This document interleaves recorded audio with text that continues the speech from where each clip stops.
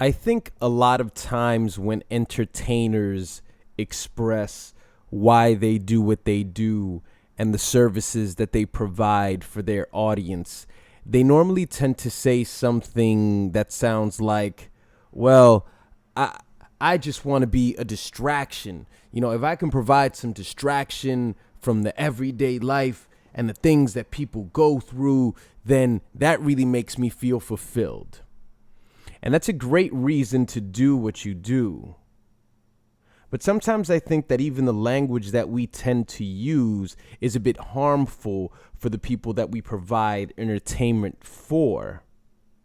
If I were to say that I provide entertainment for you so I can take you into another realm or to an escape or a getaway, then that would suggest that there is something in your life, or that your life in general is something that has to be evaded, something that has to be evacuated, at least temporarily, so you won't remind yourself about the horror that is your everyday life.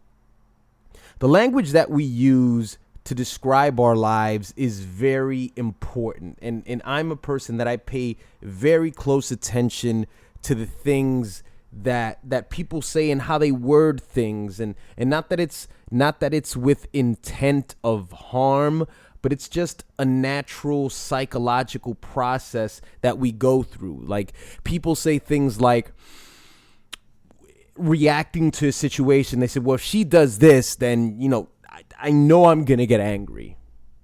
You've decided already that you're going to get angry. So it has nothing to do with what the person does.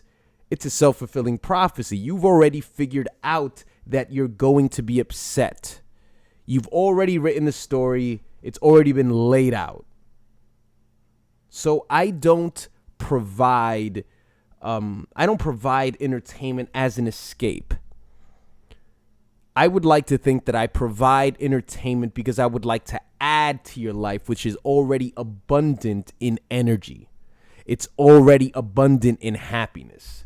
It's already abundant in abundance, in the greatness of what you could possibly consider or accomplish with your life. And I think that that's very important, because as somebody who creates things that people pretty much consume on their leisure time, that is the assumption.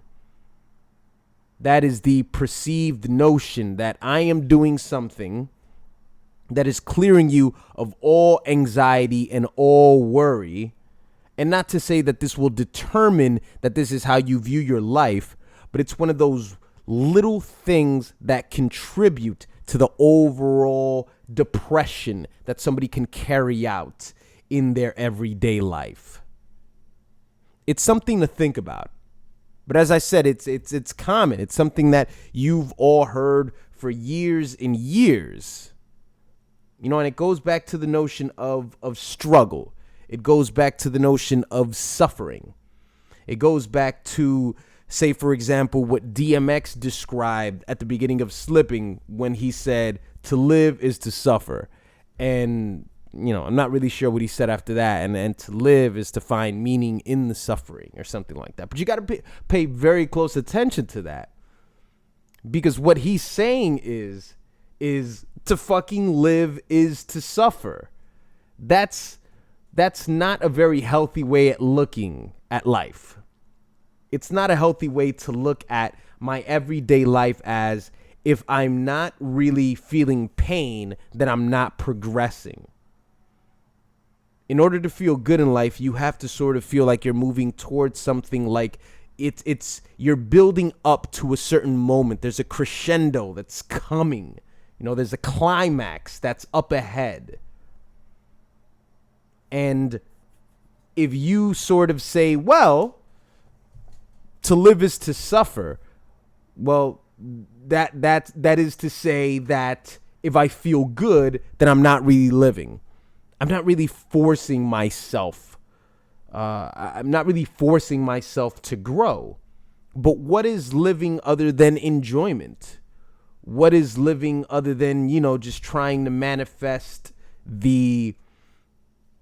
what is living other than trying to manifest the visions that you create within your fucking mind on an idle Wednesday night when you just have an idea. And this idea could be for anything. This idea could be for something that's going to relate to your work. It's going to relate to your personal relationships. It's going to relate to your health. It's going to relate to your finances. It relates to anything. So what is, I would think that that's more important than the suffering part. It's a self-fulfilling prophecy if you feel like you have to suffer. So I feel that by saying that as somebody who entertains you on a weekly basis, for me to say that I am here to distract you from the ills of your life, it is doing a disservice to you. I am here to add to your life, which is already rich in everything that you could possibly ever imagine. And that's how I'd like to think about it. But let me know what you guys think.